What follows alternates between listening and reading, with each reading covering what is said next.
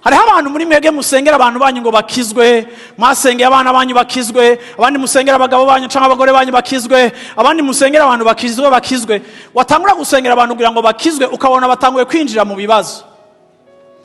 Bamwe bagahomba, abandi bagafungwa, abandi bakagira guta ibintu bigaparangana. Ukazonye umuntu aragarutse avuga ngo pastor ngo kuri ngo bamufashe, ngo kuri ngo bamugaranye. Nkavuga nti none iyo uri kurasengera umuntu wiyatande yuko isengesho ryawe Imana igishura uko ishaka. Ikiri important ni cakindi uri kurayisa. Bantu mwicaye hano hano, ari abantu muri mwebwe vy'ukuri no guhomba muri ko murahomba. Rero n'abantu mudatera imbere ko muramukwiye gutera imbere. Kuko ari umuntu ariko arasenga, ariko arakusaba Imana. Akavuga ati Imana nkujya muntu. Novuga ngo si inkuru nziza ndiko ndakubarira, ariko niko Bibiri ivuga. Eliya yasavye Imana ngo imvura ihagarare. Nukuvuga ngo Eliya mu ncamake yasengeye inzara.